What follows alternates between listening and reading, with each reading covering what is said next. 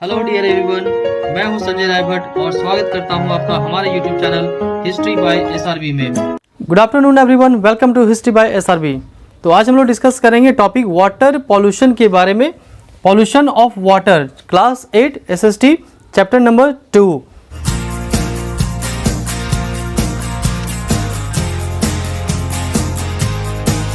तो water pollution of water यानी कि जल प्रदूषण। तो जल प्रदूषण क्या है, वाटर पॉल्यूशन क्या है, इसके बारे में डिस्कस करेंगे। So let's we start to discuss about this one. तो in this one it has been told that the quality of water affected by two things, यानी कि जो पानी की जो क्वालिटी है, जो जल की जो गुणवत्ता होती है, पानी की क्वालिटी, ये दो कारण से बहुत ही प्रभावित होता है, इफेक्ट होता है। That is industrial waste and urban waste. ये इंडस्ट्रियल वेस्ट क्या होता है, इंडस्ट्री से जो भी कचरे निकलते हैं, जो भी गार्बेज निकलती है, ये गार्बेज ड्रेन के मदद से कहाँ चले जाते हैं, मिक्स हो जाते हैं रिवर वाटर में, नदी के पानी में मिक्स हो जाता है, जिससे कि रिवर वाटर पॉल्यूटेड हो जाता है। तो ये इंडस्ट्रियल वेस्ट से भी, इंडस्ट्रियल वेस्ट के कारण ये हमारा जो रिवर है, वाटर रिसोर्सेज है, ये वाटर रिसोर्सेज क्या होता है, पॉल्यूटेड हो जाता है। नेक्स्ट है अर्बन वेस्ट। ये दूसरा जो तरीका है, सेकंड जो मेथड है, सेकंड तरीके से भी हमारा जो वाटर है ये पॉल्यूटेड होता है, ये है अर्बन वेस्ट। तो what do you mean by the word urban waste? Urban means शहर। तो शहरों में जो भी कचरे निकलते हैं, जो भी गार्बेज निकलता है, गंदा पानी हो या कूड़ा कचरा हो, ये गार्बेज, ये डर्टी वाटर, ये भी पॉन्ड में, रिवर में मिक्स हो जाते हैं और इससे भी रिवर वाटर पॉल्यूटेड हो जाता है। तो there are two most important factors that pollute our water. ये दो तरीके हैं, दो बहुत बड़े कारण हैं, कॉज है, जिससे हमारा जो वाटर रिसोर्सेज है ये गंदा होता है, ये पॉल्यूटेड होता है, प्रदूषित होता है। किससे? Industrial waste and urban waste.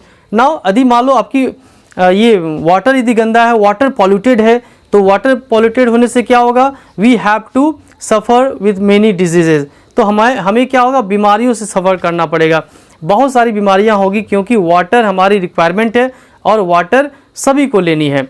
तो ये वाटर यदि पॉल्यूटेड होगा, वाटर जहरीला होगा, तो हम लोग भी बच नहीं पाएंगे, हमारे ऊपर भी मुसीबत आएगी और हमें बहुत डिफरेंट टाइप्स ऑफ डिजीज़ को फेस करना पड़ेगा।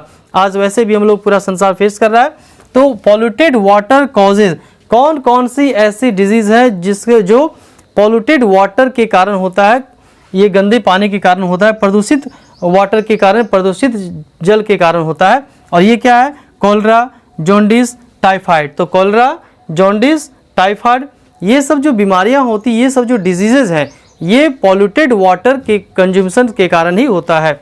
नेक्स्ट है, यदि वाटर पॉल्यूटेड होता है तो वाटर पॉल्यूटेड के कारण क्या होता है, डिस्टर्ब्स आवर इकोसिस्टम।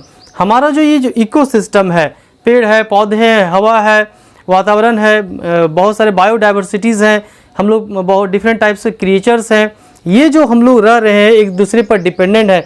यह जो हमारा इकोसिस्टम है, यह इकोसिस्टम भी डिस्टर्ब होगा, यह भी डैमेज हो सकता है, हो सकता नहीं, डैमेज हो जाता है due to water pollution. Water के पॉल्यूशन होने, वाटर को पॉल्यूट होने से, वाटर पॉल्यूशन के कारण, due to water pollution it also damage the ecosystem. Clear है? Now next one. तो नेक्स्ट यहाँ पर इंफॉर्मेशन दी गई है about the multipurpose river valley project. ये मल्टीपर्पस रिवर वैली प्रोजेक्ट क्या होता है, आपने देखा होगा कि बड़ी बड़ी नदियों में जहाँ लार्ज अमाउंट में वाटर है, वहाँ पर डैम्स बनाए जाते हैं अक्रॉस द रिवर। नदी के आर पार एक बड़ी सी दीवार खड़ी कर दी जाती है और उस पानी को स्टोर किया जाता है, पानी को ब्लॉक कर दिया जाता है, नदी के पानी को। ये जो कंस्ट्रक्टेड वॉल होता है, जिससे नदी के बीच में ही जो वॉल खड़ी कर दी जाती है और पानी को स्टॉप कर दिया जाता है, रोक दिया जाता है, तो इसे डैम कहा जाता है। अब ये क्या मल्टीपर्पस है, बहुउद्देशीय है, बहुत सारे यूज़ के लिए इस तरह के डैम्स को बनाया जाता है। क्या यूज़ किया जाता है आज के टाइम में? हाइड्रो इलेक्ट्रिसिटी सबसे मेन जो इसका इम्पॉर्टेंट वर्क है, यह बिजली उत्पादन करने के लिए होता है, इलेक्ट्रिसिटी को जनरेट करने के लिए किया जाता है। तो multipurpose river valley project start किया गया है और इसके अंडर में कौन सा वर्क होता है, कंस्ट्रक्शन ऑफ डैम्स। तो डैम्स बनाए जाते हैं, तो dams are constructed across the river. अब ये डैम्स बनाने के पीछे क्या क्या कारण है, क्यों डैम्स बनाए जाते हैं, क्या वर्क होता है इसका। तो first one, storing water, water को इकट्ठा करने के लिए। यदि वाटर आपके पास अवेलेबल है तो बहुत सारे पर्पस में इसको यूज़ कर सकते हैं। ड्रिंकिंग के लिए हो गया, इरिगेशन के लिए हो गया, नेविगेशन के लिए यूज़ होता है।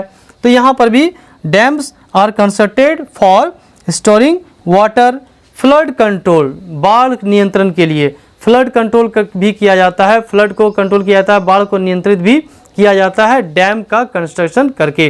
क्योंकि जो भी लार्ज अमाउंट में वाटर है उस वाटर को एक फिक्स जगह पे स्टोर करके रख दिया जाता है, ब्लॉक कर दिया जाता है। इससे क्या होता है, फ्लड को कंट्रोल किया जाता है। नेक्स्ट वन, इरिगेशन यानी कि सिंचाई के लिए। तो dams are also constructed for the purpose of irrigation, सिंचाई के लिए काम में आती है। एंड नेविगेशन, नेविगेशन मीन्स नाव चलाना, बोट चलाना, पानी में जो वाटर जो ट्रांसपोर्ट है दैट इज कॉल्ड नेविगेशन। ये नेविगेशन के लिए भी यूज होता है क्या, डैम्स। तो these are the uses of dams for storing water, flood control, irrigation and navigation.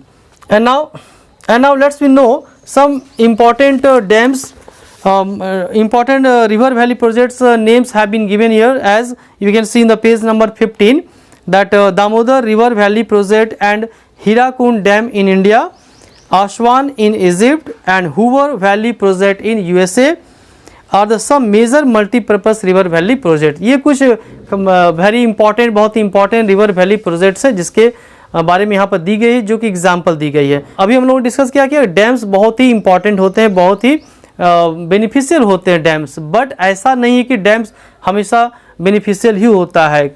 जब कहीं कुछ पॉजिटिव होता है तो उसका एक नेगेटिव पार्ट भी होता है। Everything has a two parts, one is positive and another is negative. तो यहाँ पर भी डैम का मल्टीपर्पज़ रिवर प्रोजेक्ट जो बनाए जाते हैं इसका कुछ पॉजिटिव एटीट्यूड भी है और नेगेटिव एटीट्यूड भी है। तो what are the negative effects of constructing dams, let's we know about this one. तो डैम्स के नेगेटिव इफेक्ट्स क्या होते हैं, लेट्स वी नो। तो यहाँ देखो first point, see the first point here, forest submerge under water. तो जहाँ पर भी लार्ज डैम बनाए जाते हैं वहाँ पर क्या होता है, जंगल का बहुत सारा एरिया, फॉरेस्ट का बहुत सारा एरिया जो है वो पानी में डूब जाता है, सबमर्ज हो जाता है वाटर में, जो कि नेचर के लिए, फॉरेस्ट के लिए हार्मफुल होता है। नेक्स्ट है, रिवर वाटर गेट्स डाइवर्टेड। तो जब डैम बनाई जाती है तो क्या होता है, रिवर का वाटर, जो नदी का पानी है वो डाइवर्ट हो जाता है, यानी कि वो दूसरे रास्ते से एक दूसरा रास्ता वो निकाल लेता है, जिससे वो डाइवर्ट हो जाता है। जो सीधी जानी चाहिए वाटर, वो वाटर वहाँ न जा करके लेफ्ट साइड में या राइट साइड से कहीं से भी दूसरा एक रास्ता निकाल लेता है। ये तो रिवर का जो रास्ता है वो क्या होता है, मुड़ जाता है, ये डाइवर्ट हो जाता है। तो रिवर वाटर गेट्स डाइवर्टेड, अपना जो रास्ता है वो बदल देता है। Next one, population gets displaced. तो पॉपुलेशन, अगर मान लीजिए लार्ज डैम बनती है तो वाटर का दायरा क्या होगा, बढ़ेगा। तो बढ़ने से जो अगल बगल में, रिवर के अगल बगल में जो भी पॉपुलेशन रहते हैं, जो लोग रहते हैं, उन्हें क्या होगा, वहाँ से हटना पड़ेगा।